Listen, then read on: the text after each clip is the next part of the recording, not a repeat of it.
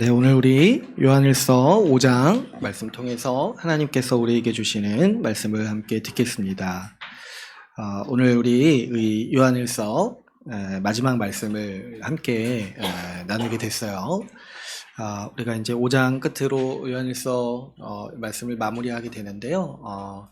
제가 보니까 9월부터 시작해가지고 세 달에 걸쳐서 이 말씀을 같이 함께 살폈던 것 같습니다. 그래서 같이 마무리하면서 우리 요한일서에서 우리에게 권면해 주셨던 이 말씀들을 기억하고 또 정리하는 시간이 되기를 바랍니다.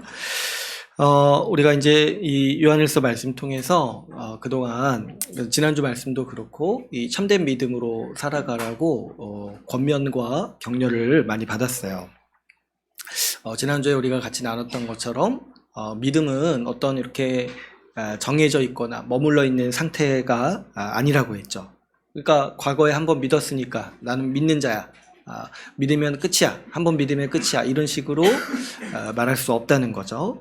왜 그러냐니까 이 믿음이라는 이 상태가 계속해서 변하기 때문이라고 했어요. 변질되기도 하고 또 이 요한일서 말씀에서 말하는 것처럼 이 거짓 믿음에 빠지기도 하고 또 우리가 현실에서도 많이 보는 것처럼 때로는 이단에 빠지기도 하는 모습들을 우리가 보게 되죠. 또 이렇게 이제 믿음이 후퇴하고 또 믿음이 사라지기도 하고 변질되기도 한다는 거예요. 또 그런가 하면은 이 믿음은 자라기도 합니다. 자라기도 해야지고 작은 믿음으로 시작한 사람이 어느새 크게 자라서 큰 열매를 맺고 주님께 큰 헌신을 하는 사람으로 성숙해질 수 있는 것이죠. 그러니까 우리가 우리의 현실을 봐도 그렇고 말씀이 우리에게 말씀하는 바도 그렇고 우리가 착각하면 안 되는 게 믿음이라는 것이 이렇게 어떤 한 정적인 상태로 머물러 있는 태도나 마음이 아니라는 거죠. 우리의 믿음은 결코 가만히 있지 않습니다. 근데 이런 것들을 생각해 보셔야 돼요. 우리가 이 믿음이 자라지 않는다라면은 혹시 지금 후퇴하고 있지 않은가? 이런 것들을 우리가 염두에 둬야 하는 것이죠. 가만히 있지 않으면은 어디론가는 그 방향이 흘러가게 돼 있는 건데 지금 내가 믿음이 작년보다 더 자랐는가? 우리 또 내년에 어떻게 더 성장해 갈 것인가? 이런 것들을 우리가 고민하고 생각해야 마땅한 겁니다. 우리 요한일서의 권면이 이와 같은 거죠. 이 믿음이 자라고 성숙하도록 힘쓰라는 거예요. 이 부분을 많은 우리 한국교회 성도분들이 간과한다고 했어요. 믿음이 자라도록 힘써야 되는데 우리가 이 믿음을 자꾸 이렇게 내버려두고 한번 믿었으니까 그 믿음이 있다 이거에 이제 만족을 해야지고 이 믿음이 자라고 성숙해야 되는 것에 대해서는 많이 놓치게 되는 거예요. 그래서 우리가 이 믿음이 자라도록 힘쓰고 또 이를 위해서 살아야 돼요. 근데 한 가지 또 우리가 또 의지할 만한 게 뭐예요? 우리 하나님께서 우리 믿음이 자랄 수 있도록 도우시고 우리를 이끄신다라는 거. 우리 그 하나님의 은혜를 신뢰하면서 믿고 우리 믿음을 성숙할 수 있도록 힘써야 하는 거죠. 그랬을 때 이 요한일서에서 우리를 격려하기 위해서 우리가 믿음이 자라고 믿음이 성숙해질 때 주는 큰 유익이 있다라고 우리에게 주는 말씀이 있었어요. 뭐냐니까 우리가 담대함을 가질 수 있다는 거예요. 담대함. 먼저는 하나님의 심판 앞에서의 담대함이죠. 우리가 믿음으로 살아가고 이 믿음의 확신에 거할 때 우리가 이 하나님의 심판을 두려워하지 않고 담대하게 살아갈 수 있는 거. 그래서 우리 하나님을 아버지로 부르고 우리 하나님을 의지하면서 살 수 있는 게 이 믿음이 자랐을 때 주는 큰 유익이에요. 또 우리가 이제 말씀을 지속적으로 살펴보면은 알았겠지만 이 요한일서에서 우리 믿음의 사람을 가리켜서 뭐라고 합니까? 세상을 이겼다라고 얘기를 하죠. 그러니까 세상에 대해서도 담대함을 가질 수 있어요. 이 세상이 우리에게 두려움을 주고 또 그 본질적으로 그 세상이 주는 정말 그 썩은 애들이 있어요. 이런 것들을 살아갈 때 우리가 참 소망도 없게 되고 참 앞으로 어떻게 살아야 되는가. 또 아까 이제 기도할 때도 말씀드렸지만 이 정말 너무 어지러운 이 세상, 이런 정말 어떻게 이런 세상이 됐는가 싶을 정도의 이런 세상, 그리고 당장 내년을 어떻게 될지도 모르는 이런 세상에 대해서 우리가 두려움도 느끼고 이 좌절도 느끼는데 그런 세상을 우리가 초월할 수 있도록 담대함을 주는 게 이 믿음이 주는 큰 유익이라는 거예요.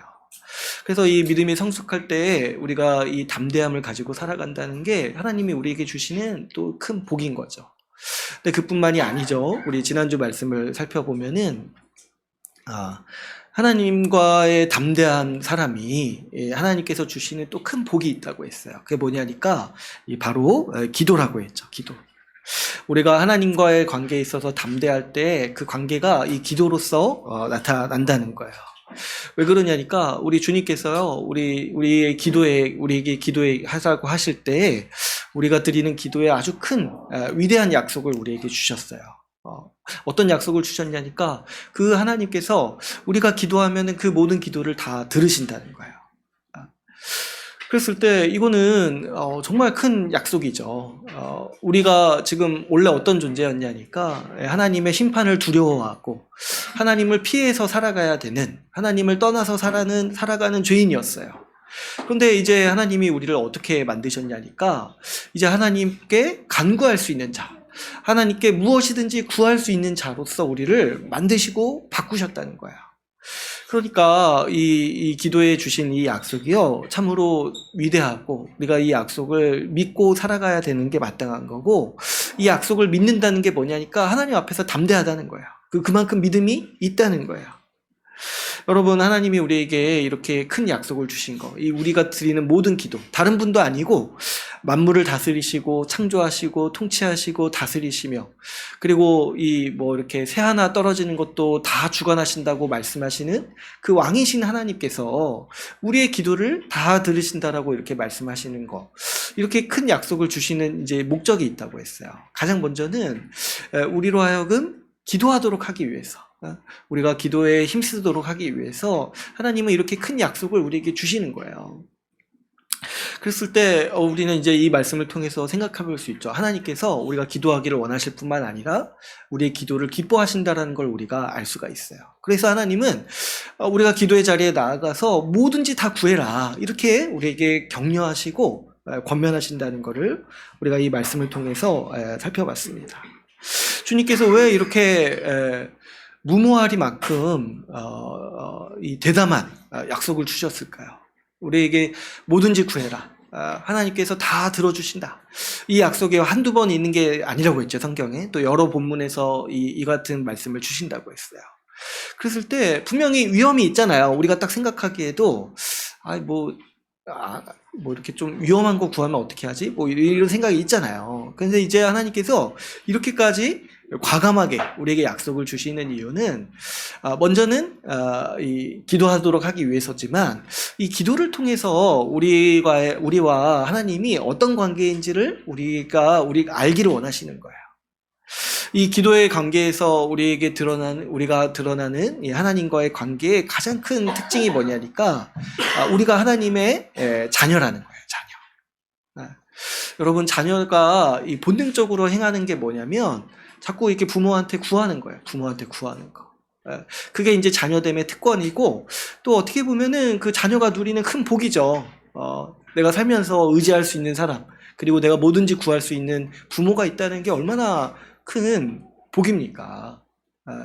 그래가지고 하나님이 우리가 누리고 싶은 관계가 어떤 관계인지를 알리고자 하실 때 명시적으로 내가 너희를 자녀로 만들었다, 이렇게 말씀하시기도 하지만, 또 체질적으로 우리가 하나님의 자녀로서 산다는 게 뭔지를 가르쳐주는 방식이 기도하라고 말씀을 하시는 거예요. 구하라. 왜 그러냐니까 우리가 이 기도하라고 말하지 않으면 하나님께 감히 구할 수도 없는 존재인 거예요. 나아갈 수도 없어요. 근데 하나님은 이런 것들을 아주 명시적으로 가르쳐 주시는 거예요. 이제 나에게 구할 수 있는 자가 되었다. 너희가 뭐든지 구해라. 왜 그러냐니까 하나님이 우리 아버지 되시고 우리가 하나님의 자녀가 되기 때문인 거죠. 그래서 하나님은 우리가 하나님의 자녀로서 살아가는 그 확신, 그 담대함을요, 이 기도를 통해서 가르쳐 주시고, 또 이걸 통해서 확신하기를 이제 원하시는 거죠. 그래서 여러분, 우리가 이 기도에 힘써야 되는 이유 중에 하나가, 우리가 더 하나님과의 자녀됨을 누리는 가장 이 확실한 통로 중에 하나가 이 기도이기 때문에 그런 거예요. 그래서 여러분, 우리가 이 담대하고 정말 뭐든지, 물론 이제 성경에 몇 가지 이제 제한은 있죠. 주의 뜻대로 구해라, 이런 말씀도 있어요. 그런데 주님이 뭐든지 구해라고도 말씀을 하셨으니까 우리가 먼저 가져야 되는 태도는 이 약속을 신뢰해야 된다고 했어요. 이 약속. 하나님께서 무엇이든지 구해라. 그리고 하나님께서 다 이루시겠다 하시는 이 말씀을 우리가 신뢰해야 된다고 했어요. 그랬을 때 안 이루어지는 것도 있지 않습니까? 이렇게 물어본다라면은 그거는 제가 몇 가지 말씀드렸죠. 그건 어떻게 될지 모른다는 거예요. 왜냐하니까 하나님은 우리의 기도에 응답하실 때 시간을 사용하신다는 거예요. 시간을. 왜냐하면 이 시간도 하나님이 만드신 창조물이잖아요. 그래서 하나님은 시간을 초월해서 일하시기도 하지만은 하나님께서 즐겨 일하시는 방법은 이 시간을 사용하시는 거예요. 하나님의 창조물이니까. 그러니까 우리가 이제 기도했을 때 하나님이 안 들어주신다 얘기하는 거는 굉장히 섣부른 시각이에요. 왜 그러냐니까 하나님은 그 시간을 통해서, 영원의 시간을 통해서 우리의 기도를 응답하고 계신다라는 것을 우리가 믿어야 된다는 거예요. 또 우리 하나님께서 우리에게 가장 좋은 것을 주신다고 하셨을 때는 때로는 우리가 구하는 것보다 더 좋은 걸 우리에게 주시는 거예요. 자기가 구하는 거 다 주는 그런 부모는 나쁜 부모죠. 아이가 구하는 거 다 주는 부모. 그런 부모가 세상에 어디 있습니까? 이렇게 아무리 이렇게 뭘 구해도 그보다 더 좋은 거를 주려고 한다는 거예요. 그래서 우리 하나님의 모든 기도에 대한 응답이 다 있다라고 우리는 믿고 이 약속을 믿어야 되는 것이 우리에게 아주 중요한 자세라고 했습니다. 그래서 여러분 이걸 믿어야 된다는 거예요. 우리가 하나님의 자녀가 됐다는 걸 믿고 우리가 하나님께 무엇이든지 구할 수 있는 하나님의 자녀라는 것을 믿고 살아가야 된다는 거예요. 그래서 제가 지난주에도 말씀드렸지만은 우리 자녀들을 통해서 이제 배우라고 했잖아요. 이 자녀들이 얼마나 담대하고 또 때로는 무모할이 많지. 그렇게 부모에게 자꾸 구하는가. 이런 거 보고 한번 배우세요. 이런 거 보고. 오늘도 제가 깜짝 놀랐어요. 제가 자고 있는데 와가지고 과자 봉지 뜯어달라고 이렇게 저한테 이렇게 하는 걸 보면서 참 내가 자는 것도 신경을 안 쓰는구나. 우리 아이들. 제가 이제 돌린 눈을 비비고 일어나서 과자 봉지 뜯고 이렇게 어떻게 이런 담대함을 이렇게 주셨는가. 그랬을 때 이 믿음이 좋은 거예요. 그게 뭐냐니까. 믿음이 좋은 거예요. 내 부모라는 거에 대한 믿음이 좋은 거예요. 그랬을 때 우리가 이제 그런 것들을 보고 배워야 돼요. 왜 배워야 되냐니까 우리가 체질상으로 본질적으로 잘 모르거든요. 하나님과 우리의 관계가 우리가 하나님의 자녀가 됐다는 걸 잘 몰라요. 왜 그래요? 우리가 입양된 자녀라서 그래요. 입양된 자녀. 우리는 원래 하나님과 원수된 관계에 있다가 하나님께서 우리를 입양하셨어요. 그러다 보니까 평생 동안 노예살이하고 평생 동안 저 사단의 백성으로 살다가 이제 하나님의 백성, 하나님의 자녀로 살게 된 연수가 그렇게 우리 인생에 비춰보니까 많지가 않은 거예요. 그러다 보니까 우리가 하나님의 자녀로서 사는 방식에 익숙하지 못하고 자꾸 이렇게 주저주저하고 이런 것들을 하나님께서 빨리 바꾸시기를 원하시는 거예요. 그래서 이 기도에 대한 약속을 주시면서 나에게 구하라. 그래서 하나님의 자녀로서 살아가는 것이 무엇인지를 이렇게 명시적으로까지 하나님께서는 우리에게 가르쳐 주시고 우리는 이것을 배우고 그것을 믿음으로써 이 삶을 살게 된다는 거죠. 그래서 이 믿음이 중요한 거예요. 믿음이 있는 자가 기도를 하게 되는 것이고 믿음이 성숙할수록 이 기도도 더 성숙해질 수 있다라고 우리가 이제 지난주 말씀을 통해서 같이 함께 이 말씀을 함께 들었습니다. 오늘은 이제 이어서 오늘 이제 16절 말씀부터 보면서 우리 요한일서 말씀 끝까지 이렇게 같이 함께 또 보려고 하는데요. 오늘 이제 우리 16절 말씀 읽으시면서 이렇게 보시면 아시겠지만 이 죄에 대한 얘기가 많이 나오죠. 그러니까 오늘 요한일서에서 요한 사도가 우리에게 이제 마지막으로 이제 권면하는 바가 이 죄와 싸우고 의롭게 살아가는 사람이 되라. 이런 격려라는 걸 우리가 알 수가 있습니다. 그런데 이 16절에 보면 한 가지 또 권면하는 게 있어요. 뭐예요? 이 형제가 죄에서 돌이키도록 힘써라, 도와라, 이런 이제 권면을 합니다. 그런데 이제 다소 좀 특이한 표현이 나오죠. 뭐냐니까 사망에 이르지 아니하는 죄를 형제가 범하는 것을 보거든 그를 구하라, 도와라, 이렇게 이제 하는 거예요. 근데 이제 그런가 하면은 이제 사망에 이르는 죄가 있다는 거예요. 근데 이제 이 사망에 이르는 죄에 관해서는 따로 이렇게 권면할 바가 없다라고 이렇게 또 얘기를 하죠. 그러니까 이제 우리가 보기에 이런 표현이 좀 약간은 특이하죠. 평소에 잘 쓰지 않는 표현이니까.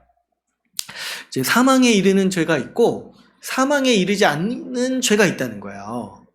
그죠? 우리는 이제 그냥 다 똑같은 죄다 이렇게 부르는 게 좀 더 익숙한 이제 개념인데, 사도가 여기서 이제 또 이렇게 막판에 이런 좀 특이한 표현을 이제 쓰는 거예요.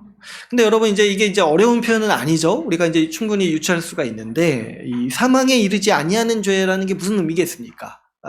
우리 주님께서 용서해 주시고 회복할 수 있는 죄, 그런 그 죄를 의미를 하겠죠. 그런데 사망에 이르는 죄가 있다는 거예요. 사망에 이르는 죄. 이건 뭐겠어요? 이거는 우리 주님께서도 용서하지 않는 죄가 있다는 거예요. 그리고 회복할 수 없는, 한번 이 길에 들어서면은 이제 더 이상 회복이 없는 그런 수준의 순간이라든가 그 죄가 있다는 거예요. 그래서 이제 17절에서 또 이 구분에 대해서 한 가지를 이제 또 덧붙여서 설명을 하죠. 모든 불의가 죄로 돼 사망에 이르지 아니하는 죄도 있도다, 이렇게 이제 말씀을 하고 있습니다.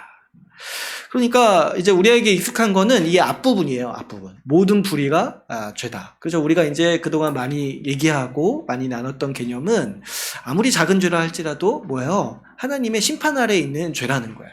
그래서 아무리 작은 죄, 큰 죄라 할지라도 그 하나님 앞에서는 50보, 100보 이런 거랑 똑같다는 거예요.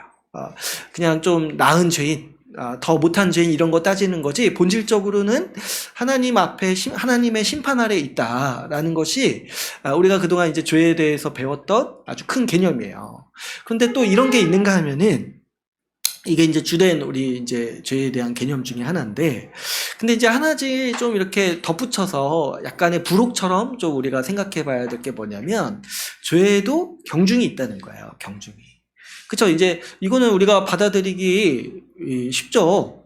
죄에는 경중이 있어요. 그래서 이제 아마도 이런 걸 그래서 유추할 때 이제 성경에 그런 걸 명시적으로 말하진 않지만은, 그래서 하나님의 심판에도 이 경중이 있다 라고 많은 분들이 생각을 한다는 거예요.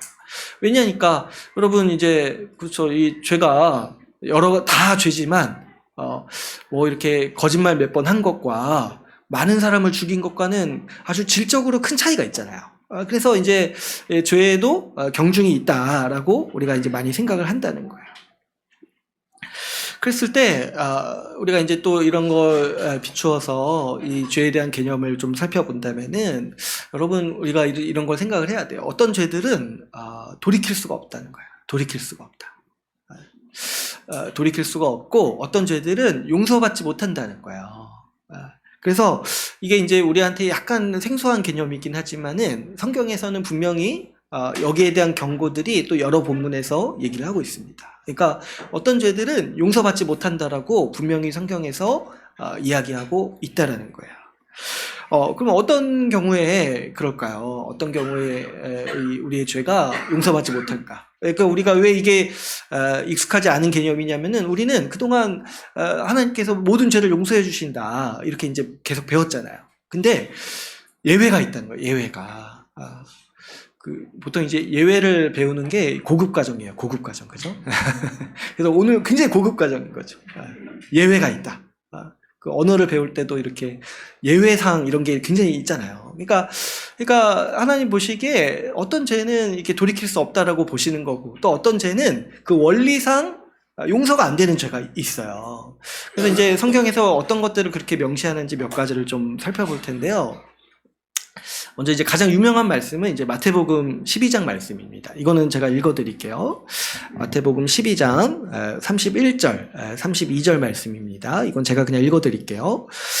그러므로 내가 너희에게 이르노니 사람에 대한 모든 죄와 모독은 사하심을 얻되 성령을 모독하는 것은 사하심을 얻지 못하겠고, 또 누구든지 말로 인자를 거역하면 사하심을 얻되 누구든지 말로 성령을 거역하면 이 세상과 오는 세상에서도 사하심을 얻지 못하리라. 아멘. 이거 이제 예수님이 하신 말씀이죠. 그래서 이제 뭐냐니까, 예수님이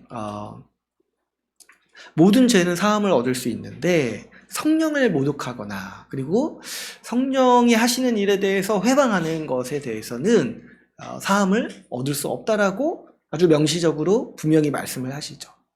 그래서 이제 우리가 이런 걸 가리켜서 들어보신 적 있죠? 이 성령 회방죄라고 이렇게 많이 부르기도 하는데, 그러면 이게 이제 뭔가, 이게 무슨 죄를 말하는 건가, 이거 좀 생각을 해야 돼요. 그랬을 때 예수님이 이 말씀을 하시는 그 맥락이 있어요. 뭐냐니까, 예수님이 이렇게 귀신을 쫓아내시는데, 그 서기관들과 바리새인들 같은 사람, 이 예수님을 싫어하는 사람들, 시기하는 사람들이 와가지고, 예수님이 귀신을 쫓아내실 때, 저거는 귀신의 왕의 힘을 빌어서 귀신을 쫓아내는 거다. 이렇게 이제 막 폄훼하고, 이렇게 비난한 거예요. 그래서 이제 예수님이 그 비난과 이 비판을 들으시고 하시는 말씀이 이 말씀인 거예요. 뭐냐니까 지금 서기관들이나 바리새인들은 분명히 자기가 말씀을 연구하고 배워서 알아요. 귀신이 귀신을 쫓아내지 않고 귀신을 쫓아내시는 분이 하나님이시라는 거 분명히 자기가 알아요. 아는데도 그것을 가리켜서 귀신이 하는 거다. 성령이 하시는 일을 가지고 귀신이 하는 거다. 이렇게 바꿔서 얘기하니까 여기에 대해서 예수님은 이 죄가 사함받지 못한다라고 선언하시는 거예요. 왜 그래요? 하나님이 하시는 일이라는 걸 분명히 알고서도 그것을 어떻게 지금 포장하는 거예요? 이건 귀신의 일이다 라고 포장하는 거잖아요. 그러니까 이거는 굉장히 악한 죄죠. 하나님을 모독할 뿐만 아니라 그 하나님이 하시는 일을 가로막아서 어떻게 하는 거예요? 하나님의 사역을 망치려고 하는 거잖아요. 그래서 예수님은 이 죄에 대해서 아주 엄중하게 얘기를 하시는 거예요. 그러니까 이 성령 해방죄라는 거는 사실 일반 신자들이 범하기 쉽지 않은 죄예요. 뭐냐니까 성령이 하시는 일이라는 걸 분명히 알았어요. 알고 의도적으로 그것을 왜곡시키고 그것을 막고 그것을 방해하는 게 바로 이 성령 해방죄라는 거예요. 그래서 이제 여기에 대해서 사함받지 못한다라고 예수님은 분명히 선언하고 있습니다. 그랬을 때 여러분 이제 보통 상황에서는 우리가 이 성령 해방죄에 사실 많이 이렇게 관여되기가 쉽지가 않은데 많이 이제 보는 경우가 있어요. 어떤 경우가 그러냐니까 이 복음을 왜곡하는 거예요. 복음을 알고 복음을 전해 들었고 이해했는데도 불구하고 그것을 말하고 전할 때 복음을 왜곡하는 거 있잖아요. 이게 이제 성령 해방죄인 거예요. 이게 왜 그러냐니까 하나님이 하시는 일을 지금 망치는 거잖아요. 망치고 그리고 하나님이 하시는 일을 막는 거잖아요. 하나님이 하시는 일에 대해서 폄훼하고 그것을 왜곡시키는 거죠. 그래서 이제 복음을 왜곡하고 그래서 변형해서 가르치는 거. 여기에 대해서 이제 성경이 여러 본문에서 저주하고 또 이 용서받지 못한다라고 분명히 선언하고 있는 거죠. 그죠? 이 복음이 하나님이 하시는 일이고 성령께서 전파하시는 일인데 이것을 분명히 막고 이것을 왜곡하고 이렇게 하는 모든 것들이 성령 해방죄라는 거예요. 물론 이제 모르고 하는 사람들에게 있어서는 좀 여지가 있을 수 있겠어요. 그러나 주님이 분명히 선언하시는 게 뭐냐면 알고 하는 사람들이 분명히 있다는 거예요. 이 복음이 하나님의 일인 거를 알고서도 다른 이유 때문에 막는 거, 왜곡하는 거, 여기에 대해서 분명히 하나님은 사망에 이르는 죄다라고 분명히 말씀을 하고 있습니다. 또 여러분 여기에 덧붙여가지고 한 가지 더 연관시켜서 또 많이 보게 되는 경우가 또 어떤 경우냐면 복음을 거부하는 거예요. 복음을 거부하는 거. 이거는 이제 성령 해방죄라고는 할 수는 없지만은 그렇죠. 여러분 복음을 거부하는 거에 대해서 용서받지 못하죠. 그죠? 복음을 분명히 들었고 이해했는데 내가 아직 좀 시간이 필요한데 이 정도가 아니라 나는 거부하겠습니다. 이렇게 말하는 것도 사실은 뭐예요? 용서받지 못하는 죄의 모습인 거죠. 그리고 이거는 단순히 어떤 그 사람의 선택이 아니라 굉장히 큰 악이라고 할 수 있어요. 왜냐하면 제가 언젠가 말씀드린 적이 있지만 여러분 예수 십자가 복음은 우리가 죄인인데 하나님이 우리에게 내미시는 하나님의 손이에요. 마지막으로 내미시는 하나님의 손이에요. 그러나 이 복음을 폄훼하고 무시하고 거부하는 건 뭐냐면 하나님이 내미시는 손에다가 침을 뱉는 행위라는 거예요. 그러니까 사실 이 복음을 거부하는 죄는요 굉장히 큰 죄인 거죠. 그리고 그 원리상 복음을 거부함을 하기 때문에 그 용서가 없는 것이죠. 그렇다면은 이제 제가 이제 이 성령 해방죄가 오늘날 우리가 많이 이제 볼 때는 이 복음과 주로 이제 관련이 있을 수 있다라고 제가 말씀을 드렸는데, 그러면 우리가 이렇게 생각을 할 수 있어요. 그러면 교회 안에 있는 사람은 우리 예수 믿고 복음을 받아들였으니까 그러면 이 사망에 이르는 죄에 해당하지 않는가? 이런 생각도 할 수가 있어요.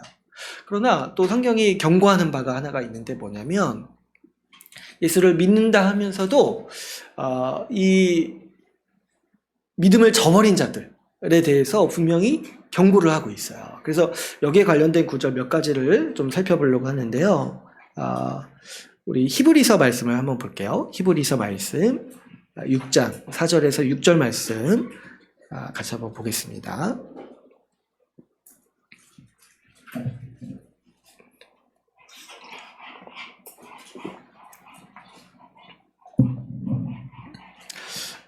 우리 같이 한번 읽어볼까요? 6장 4절에서 6절 말씀 같이 한번 읽어보겠습니다. 시작.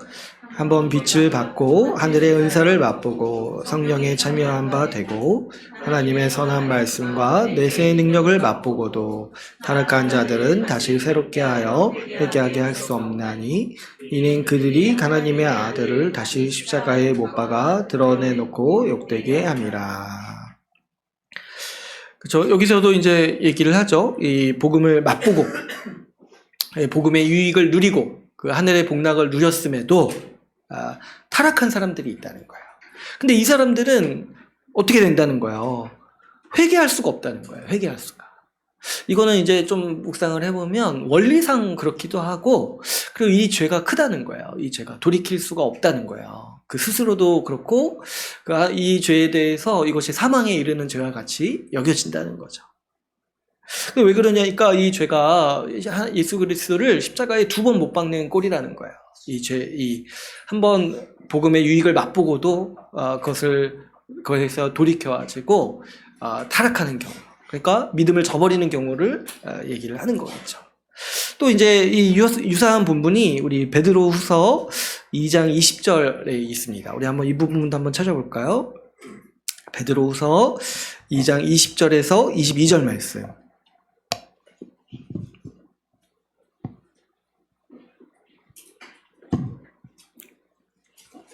2장 20절에서 22절 말씀, 베드로후서 말씀 같이 한번 또 읽어보겠습니다. 시작. 만일 그들이 우리 주 되신 구주 예수 그리스도를 알므로 세상의 더러움을 피한 후에 다시 그 중에 얽매이고 지면 그 나중 형편이 처음보다 더 심하리니 의의 도를 안 후에 받은 거룩한 명령을 저버리는 것보다 알지 못하는 것이 도리어 그들에게 나으리라. 참된 속담에 이르기를 개가 그 토하였던 것에 돌아가고 돼지가 씻었다가 더러운 구덩이에 도로 누웠다 하는 말이 그들에게 응하였도다. 아멘. 네, 베드로후서 말씀에서는 더 적나라하게 지금 이 비슷한 상황을 묘사를 하고 있죠. 예수님을 알아서 정말 그 세상의 더러움과 타락에서 벗어났는데도 그 이후에 다시 그 세상을 얽매이고 그 더러움과 타락 가운데 돌아간다라면 그게 뭐예요? 그 나중 형편이 처음보다도 더하다는 거예요.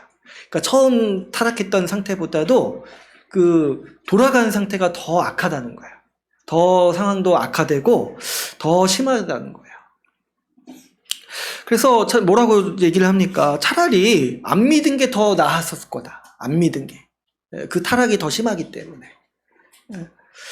그래가지고 어떤 얘기도 합니까? 개가 그 토하던 것에 돌아가고, 돼지가 그 구덩이에 다시 돌아가는 것과 마찬가지다. 그러한 심판이 있다라고 이렇게 이제 아주 적나라하게 지금 베드로후서 말씀은 우리에게 경고를 하고 있습니다. 그러니까 이제 분명히 우리 오늘 요한일서 말씀처럼 요한일서 말씀이 사망에 이르는 죄라고 얘기하듯이 신자라 할지라도 신자로 보인다 할지라도 그 돌이킬 수 없는 지점이 있다는 거예요. 죄에 한번 빠져들 때 돌이킬 수 없는 순간이 있고 돌이킬 수 없는 죄들이 있다는 거예요. 근데 이제 어떤 경우를 주로 이 히브리서 말씀이나 베드로후서 말씀에서 얘기하는 거겠습니까? 복음을 믿고 받아들였다고 이렇게 생각을 했는데 그 이후에 이런 거예요. 주의 말씀에 따라 사는 거는 좀 이렇게 어렵게 느껴지고 반면에 예전에 버렸던 세상 즐거움, 세상 일 이런 거 다 버렸다고 생각했는데 다시 또 뭐예요? 추억처럼 생각이 나고 또 다시금 그 추구하고 싶은 마음이 일어나면서 어떻게 되는 거예요? 처음에는 서서히 다시 이렇게 돌아가겠죠. 처음에 뭐 이렇게 누가 막 이렇게 막 영화처럼 한순간에 막 버리고 이렇게 하겠습니까? 보통은 그렇지 않죠. 보통은 천천히 과거에 즐겼던 어떤 즐거움이라든가 이런 것들을 좀 하다가 나중에 이제 어느 순간이 되면 확 돌아서는 거야. 확 돌아서 가지고 완전히 세상을 향해서 돌아서 버리는 경우가 있다는 거죠. 그랬을 때 이 요한일서에서 요한 사도는 이런 것들이 가짜 신앙, 거짓 믿음이라고 얘기를 하는 거예요. 거짓 믿음. 그러니까 믿음에 있어서 끝까지 자라가야지 참된 믿음인데 이 믿음의 유익을 맛보고 그리고 뭐 이렇게 대충 믿은 건 아니에요. 보니까 이 한번 빛을 맛보고 하늘의 은사를 맛보고 하나님의 말씀과 내세의 능력까지 맛봤어요. 오는 세상이 있다는 것도 알아요. 오는 세상이 있다는 것도 아는데 지금 내가 포기하고 예전에 누렸던 그 세상의 즐거움을 포기할 수가 없는 거예요. 그래서 오늘 죽고 내일 죽으니까 오늘 마시자. 이런 심정으로 다시 돌아간다는 거예요. 세상으로. 그래서 여러분 이런 것들이 바로 이 사망에 이르는 죄, 그러니까 용서받지 못하는 죄, 그리고 아주 이 히브리서 말씀이나 베드로서 말씀에서 엄중히 경고하는 게 뭐예요? 더 악한 상태가 된다는 거. 이전보다 더 악한 죄인으로의 상태가 돼버린다는 거죠. 그러니까 우리가 좀 경계해야 되는 거고 또 분명히 또 인식해야 되는 게 뭐냐면 교회 안에서도 이렇게 이 거짓 믿음이라고 요한일서 말씀이 표현하는 것처럼 이런 현상들을 우리가 보게 된다는 거예요. 뭐냐니까 복음의 유익을 알고 누렸지만은 복음보다 세상을 더 사랑해가지고 결국에는 그 세상을 향해서 돌아가는 믿기 이전보다 더 악한 상태로 돌아가는 그런 경우가 있다는 거예요. 왜 그러냐니까 이 세상을 추구했을 때 세상에서 주는 어떤 유익이나 이런 것들 즐거움들 추구했을 때 우리가 이제 알죠. 분명히 거기에 쾌락이 있어요. 거기에 어떤 일말의 즐거움이라든가 일말의 위안이 있습니다. 그리고 조금 더 편할 수 있죠. 조금 더 편할 수 있고 조금 더 물질적으로 누릴 수 있는 것도 많을 수 있어요. 그런데 이 사람이 아주 어리석게 눈이 멀어가지고 영원한 생명보다 지금 순간에 이 누리는 이 약간의 안식 이런 것들을 거짓 안식 이런 것들을 더 높게 평가해서 돌이키는 경우가 우리가 종종 있다는 거예요. 그래서 여러분 뭐 주변에도 그런 사람들이 있는지 모르겠어요. 근데 제가 이제 건너서 들었던 이제 하나 이제 경우가 있는데 뭐냐니까 어떤 목사님이 교회에서 이제 청년부를 하시는데 청년부를 맡아서 이렇게 복음을 전했는데 복음을 너무 잘 가르친 거예요. 복음을 너무 잘 가르치고 선명하게 얘기를 해가지고 그 듣는 사람 중에 또 똑똑하고 정직한 사람이 한 명이 있었다는 거예요. 그래가지고 이제 딱 와가지고 뭐냐니까 저는 교회를 더 이상 못 다니겠습니다. 이렇게 얘기를 하는 거예요. 복음 딱 듣고 나니까 내가 더 이상 자기가 이렇게 추구했던 어떤 세상적 즐거움이라든가 이런 것들을 더 이상 추구할 수 없다라는 걸 명확히 알겠다는 거예요. 근데 이 사람이요, 제가 보니까 정말 보통 사람보다 머리가 좋고 정직한 사람이에요. 보통 사람은 그냥 그런 거 있어도 대충 넘겨요. 뭐 어떻게 되겠지 하고 대충 이제 제가 줄타기라고 표현하는데 대충 이제 적당히 이렇게 추구하고 적당히 어떻게든 하고 이렇게 하는데 이분은 이제 너무 정직하니까 자기가 이거 지금 당장 버리기 힘드니까 한 2, 3년만 밖에 있다가 다시 오겠습니다. 이렇게 하겠다 했다는 거예요. 얼마나 정직합니까? 그죠? 참 훌륭한 사람이에요. 정직해서 복음을 딱 이해하고 거부하는 거예요. 무슨 말인지 알겠으니까. 그러니까 이런 분들도 있다는 거예요. 근데 이제 그분은 제가 듣기에 건너서 들은 분이지만은 정직해가지고 자기를 그냥 이렇게 포장하지 않은 거예요.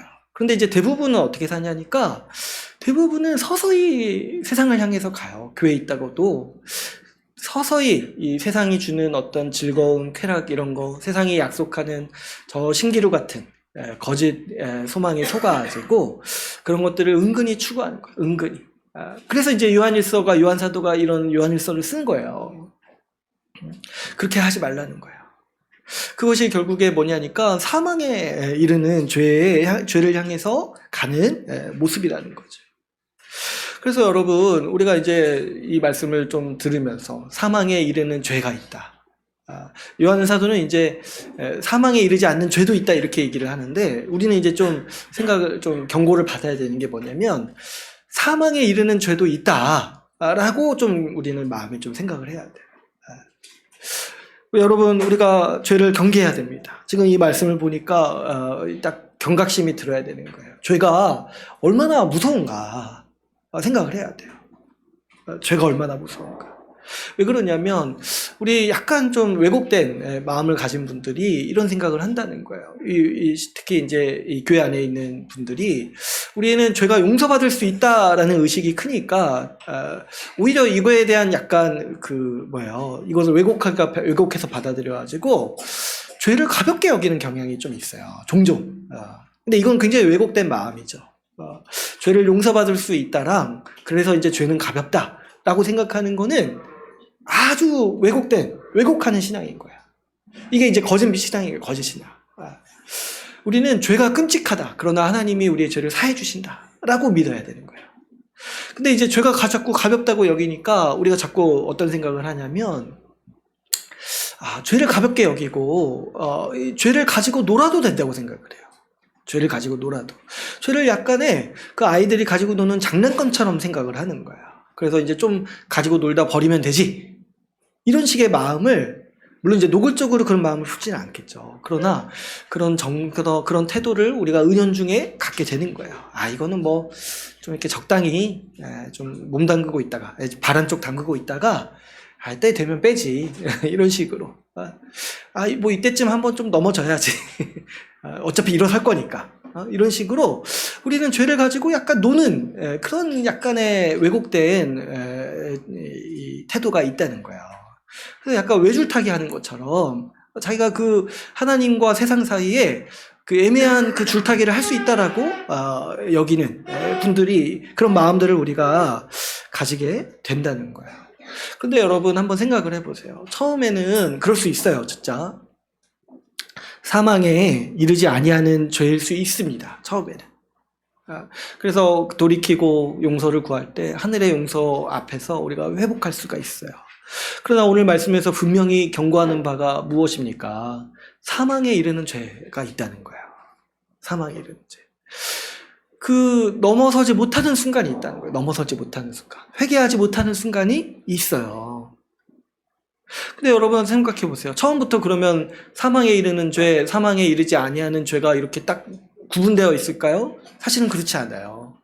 처음에는 사망에 이르지 않는 죄라고 할지라도 그 죄가 반복하고 깊어지고 그 심각성이 나날이 더 더해진다라면 그 죄가 사망에 이르는 죄로 바뀌는 거예요. 그죠?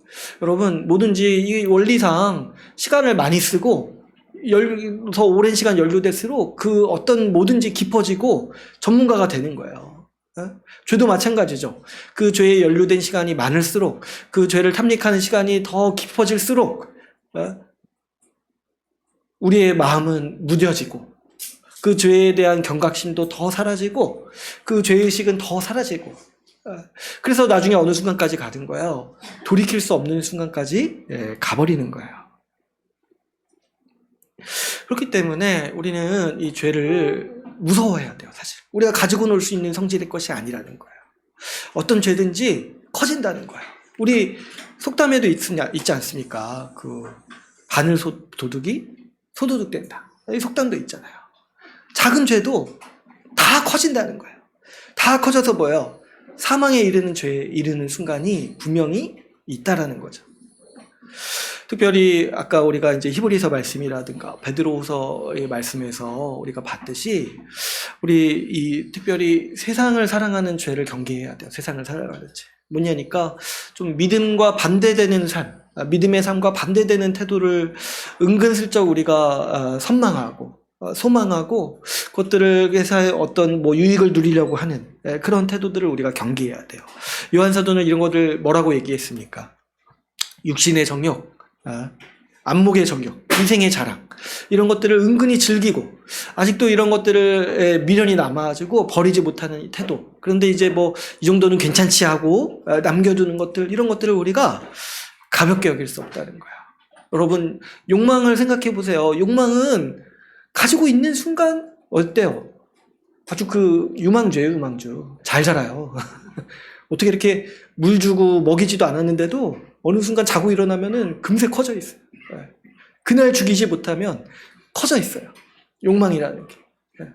참 신기하죠. 자라요. 너무 잘 자라가지고 우리 전 존재를 휩싸이게 만드는 거예요. 그래서 이런 것들은 믿음의 삶과 반대되는 어떤 태도이고 마음이기 때문에 가만히 냅두고 또 은근슬쩍 뭐 이렇게 한 달에 한 번씩 먹이주고 이렇게 하면은 계속해서 커진다는 거예요. 계속해서 자라고 커져서 결국에 우리를 어떻게 낚아간다는 거예요. 믿음의 삶에서 떠나도록 우리를 낚아채는 아주 강력한 그 낚싯대와 같다라는 거죠. 거기에 이렇게 입이 깨어가지고 그것에서 끊어버릴 때 큰 고통을 준다는 거예요. 우리 이제 신학의 선배들이 많이 썼던 어떤 한 묘사 중에 하나예요. 낚싯대에 입이 깨어가지고 이렇게 끌려가는 거예요. 그래서 그거를 벗어나려고 하는 것도 고통스러워요, 나중에. 그래서 그렇기 때문에 우리가 이런 것들을 아직 우리가 컨트롤할 수 있다라고 믿지 마시고 이거에 대해서 누구나 다 약하다는 거예요. 누구나 다 약하고 이거를 이길 수 있는 사람, 자기의 능력으로 이길 수 있는 사람이 없다는 거예요. 그래서 이런 것들은 믿음과 반대되는 삶이기 때문에 우리가 이것들을 엄격하게 다스리고 그런 것들을 벗어날 수 있도록 아주 그 초기 단계부터 우리가 벗어나기 위해서 힘쓰는 것이 필요하다는 거예요. 여러분, 이게 이제 얼마나 중요한 통찰인지 몰라요. 이 죄가 잘한다는 거. 그리고 돌이킬 수 없는 수준이 있다는 거예요.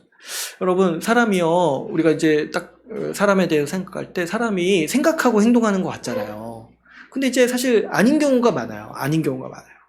오히려 제가 보니까 사람은요, 행동한 다음에 생각을 해요. 행동한 다음에.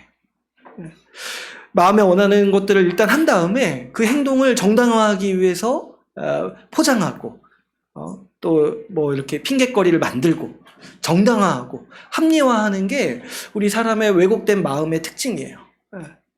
그래서 여러분, 우리의 행위는요, 우리 사고에 영향을 미칩니다. 내가 생각한 대로 행동하는 게 아니라 행동한 다음에 그 행동을 포장하고 덮기 위해서 자꾸 머리를 쓴다는 거예요. 그래가지고 우리가 자꾸 핑계대고 합리화하는 게 뭐냐니까 먼저 저지른 다음에 자꾸 우리는 이렇게 판단을 하는 거죠. 여러분, 죄가 반복되면은요, 이 증상이 굉장히 강해져요. 죄가 반복되고 깊어지면 우리 양심이 마비됩니다. 그러다가 돌이킬 수 없는 선을 넘으면 왜 회개할 수 없다고 하니까 이미 자기가 자기를 정당화하면서 살아온 시간이 더 긴 거예요. 그래가지고 여러분, 누가 뭐 잘못했을 때 그 잘못을 지적하죠. 오히려 더 화를 내는 거예요. 그래서 우리 속담에도 뭐 있잖아요. 뭐 한 놈이 그렇게 성낸다고. 그 왜 그러냐니까 사람이 그런 존재라는 거예요. 자기를 정당화하고 합리화하면서 내가 이 정도는 괜찮지, 나는 괜찮아, 내 행동은 괜찮아 하면서 그 행동을 하기 때문에 이런 시간들, 이런 순간들이 더 쌓이면 쌓일수록 뭐예요? 돌이킬 수 있는 확률, 돌이킬 수 있는 그 힘이 점점 더 약해진다는 거예요. 그래서 여러분, 악인들이, 정말 명백한 악인들이 행동하는 거 잘 보시면 악인들이 오히려 자기 명예를 더 소중히 여겨요. 악인들이. 그냥 상식적으로는 그렇게 악을 저지르고 노골적으로 했으니까 자기 비난하고 이런 거 감수할 줄 알았는데 그걸 못 버텨요. 왜냐하면 자기는 속으로 자기는 정당하다고 얘기하면서 악을 행하거든요. 그러니까 이런 상태로 가니까 돌이킬 수 있는 어떤 여지가 없는 거예요. 이런 것들이 이 사망에 이르는 죄를 범하는 이 죄인들의 아주 극악무도하다고 우리가 부르는 이 모습들이죠. 근데 이게 어떤 정말 악한 죄인에게만 이런 그런 극악무도한 죄인에게만 일어나는 현상이 아니라 우리에게도 일반적으로 우리가 접할 수 있는 이 모습이라는 거예요. 그렇기 때문에 여러분, 우리가 자기 자신을 살필 뿐만 아니라 우리 지체들을 생각을 해야 돼요. 자기 자신도 정말 잘 살펴야겠죠. 작은 죄라도 이렇게 계속 납두는 거. 그리고 이걸 좀 경계하세요. 내가 자꾸 정당화하고 있지 않은지, 괜찮다라고 자꾸 포장하고 있지 않은지, 죄에 대해서 옹호하고 있지 않은지, 이런 것들을 딱 눈치를 채야 돼요. 이런 마음이 들어오는 순간 이것이 얼마나 정말 타락하는 그 지름길인지 이것에 우리가 경계해야 됩니다. 그리고 뿐만 아니라 이 지식이 있다라면은 우리 형제를 대할 때도 우리 형제들이 죄에 빠지는 거에 대해서 아주 경계해야 돼요. 가슴 경계해야 돼요.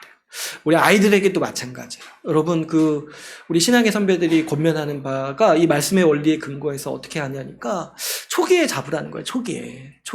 이 죄에 관련해서는 어느 정도 시간이 지난 뒤에 이렇게 잡는 게 어렵다는 거예요.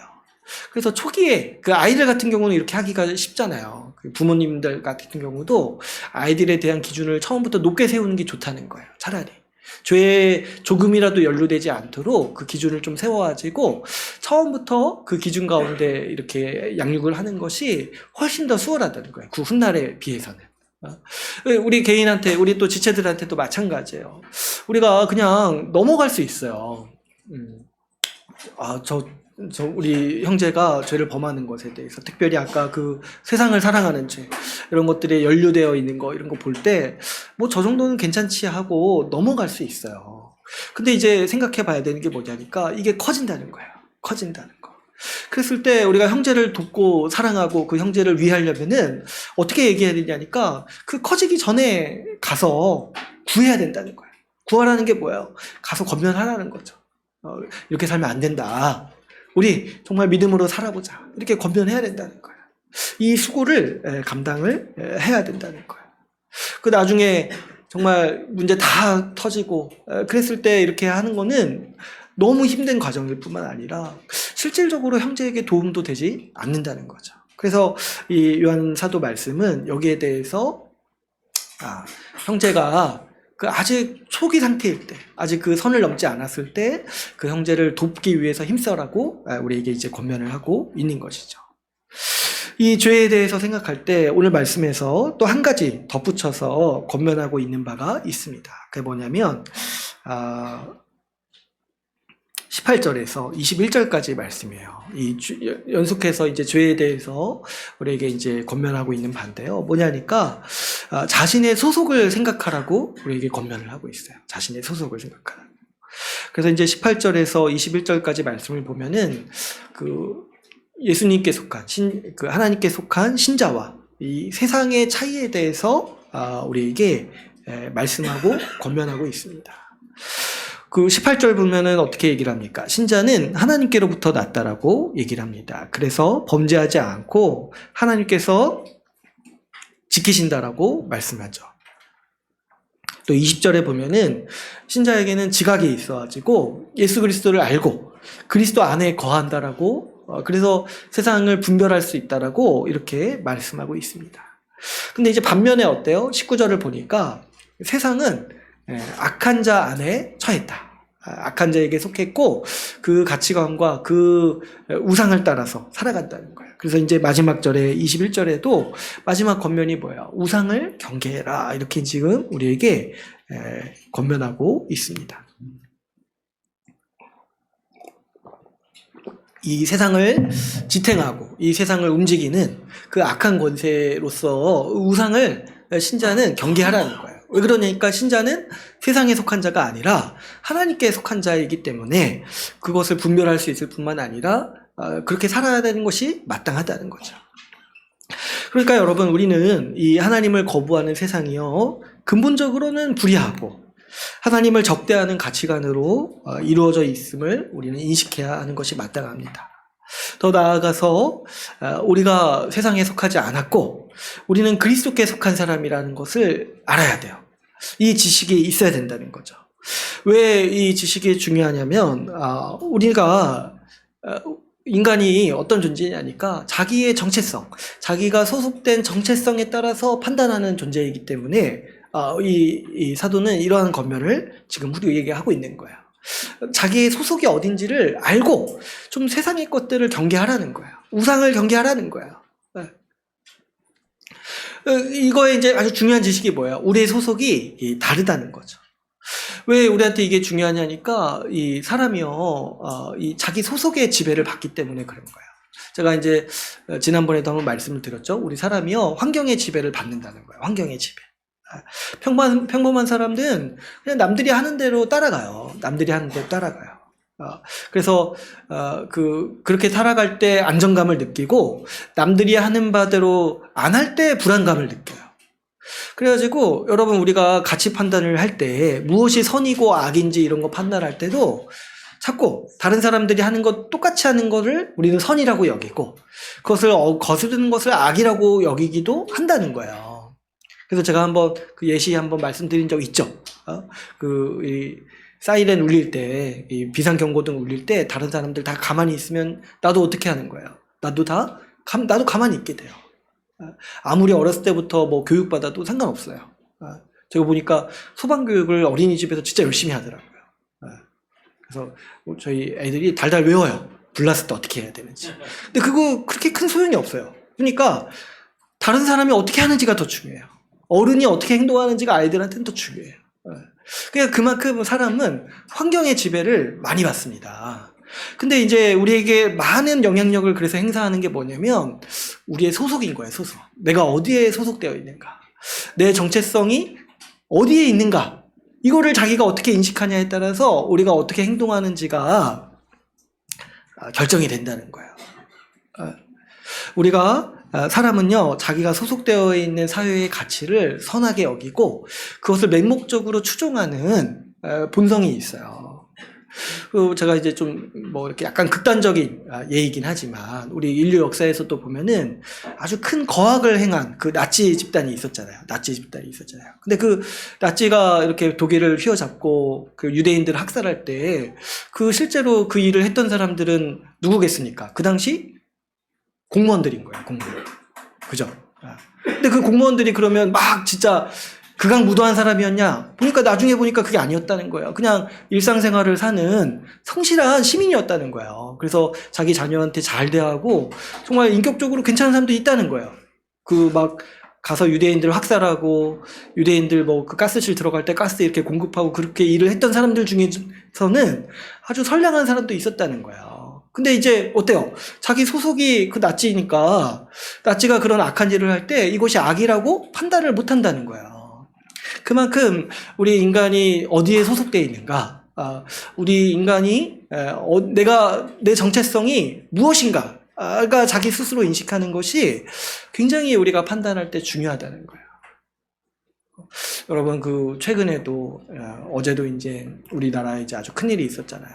또 어제 이제 뭐 이렇게 탄핵도 통과되고 또 앞으로 어떻게 될지 모르겠지만 정말 저 매일마다 생각하는 게 이게 꿈인가 생신가, 어떻게 지도자가 내란을 일으키나, 이런 이제 생각이 드는데, 근데 그거는 뭐 차치하더라도 지금 이제 막 조사하고 이렇게 해서 여기에 누가 어떻게 가담했는지가 조금씩 나오고 있어요. 근데 이제 제가 유심히 보니까 정말 큰일이에요. 군대에 많은 부대가 여기에 가담해 있고, 또 지금 나오는 게 뭐예요? 행정부의 거의 절반 이상의 그 관료들이 가담해 있다는 거예요. 너무 충격적이죠. 그래서 이제 그 행안부 장관이 이번 주인가요? 한번 이렇게 그 책임 소재가 있어가지고 미리 사임했어요. 근데 그 사임하면서 뭐라고 했는지 아세요? 함께 했던 모든 날들이 행복했다고 했어요. 너무 충격적이죠. 이 사람은 지금 뭐 구체적으로 뭐 어떻게 가담했는지 모르는데 내란에 가담해 있다고 지금 의심받고 있고 자기도 일말의 책임을 느껴서 사임하는 거예요. 근데 지금 그렇게 군대를 동원해서 사람을 죽일 계획을 세웠던 사람들이 함께 있던 모든 시간에 행복했다라고 말하면서 사임하는 게 사람이라는 거예요. 자, 뭐 그 사람이 악인이다 이런 악인이죠. 근데 제가 그 사람을 비난하는 게 아니라 그만큼 자기가 어디에 소속되어 있는지가 중요해요. 자기가 그 무리에 소속되어 있으니까 그 극악무도한 일을 하면서도 야, 이것이 기쁜 일이구나. 진짜 그렇게 생각했다는 거 아니에요. 이것이 정말 나라를 부강하게 하는 일이구나. 정말 군대 동원해서 사람 죽일 계획 세우고 있으면서 그 생각을 하고 있었다는 거 아닙니까? 근데 그분이 제가 보니까 또 엘리트예요. 이게 판사 출신이에요. 판사 출신. 뭐 어리석은 사람이 아니에요. 그만큼 우리가 정말 생각할 때 우리 개인이, 우리 인간이라는 존재가 얼마나 약한가. 아무리 똑똑하고 아무리 뭔가 머리가 비상해도 이 소속의 한계를 벗어날 수가 없어요. 자기가 어디에 속해 있고 자기가 그 어떤 단체에 속해 있는가가 중요하다는 거예요. 여러분, 우리라고 뭐 다르겠습니까? 네?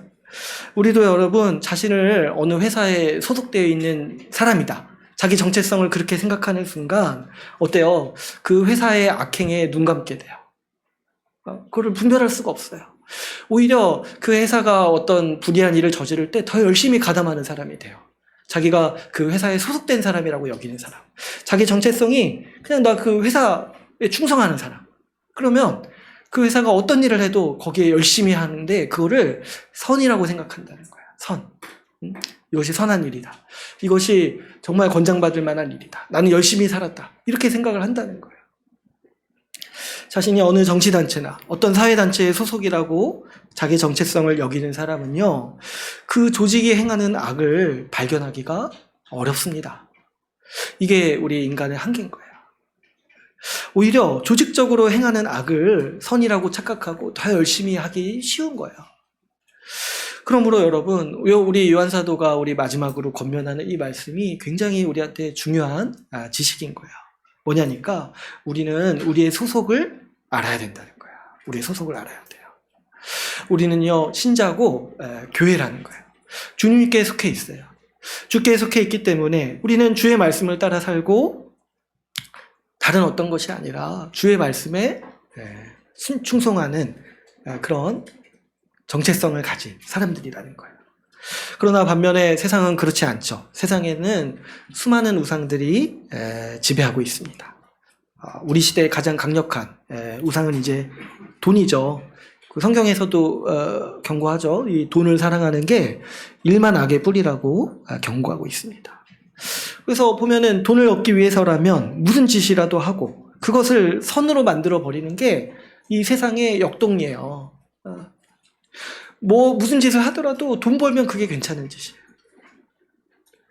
이 세상에서 우상은요, 권장할 만한 어떤 덕목으로 포장해서 나타나기 마련입니다.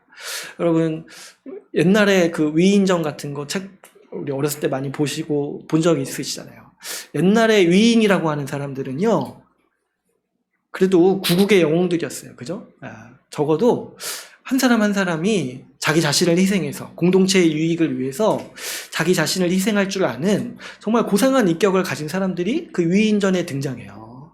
근데 여러분, 요즘에 서점에 가서 그 현대 위인전 이런 것들을 한번 보세요.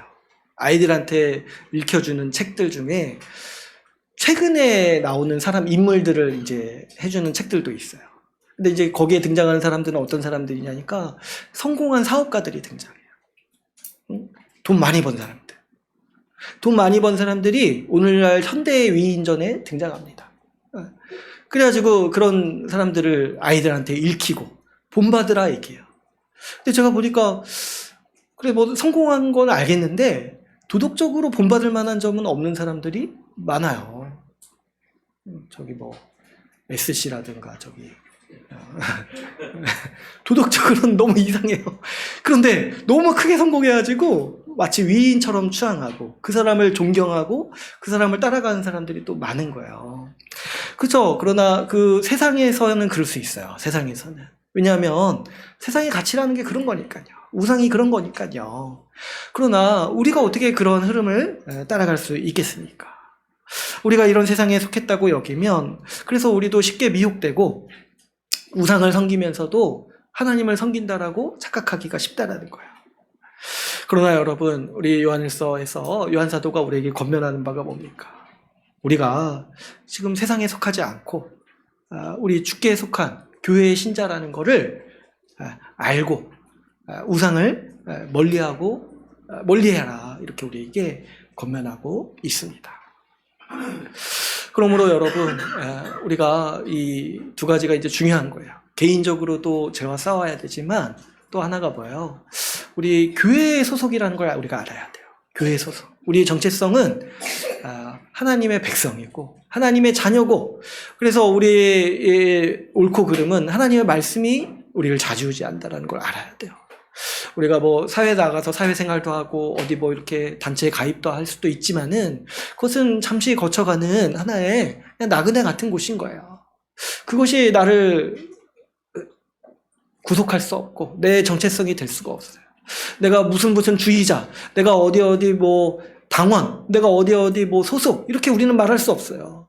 우리는 근본적으로 다 하나님의 자녀요. 교회의 하나님의 백성인 거예요.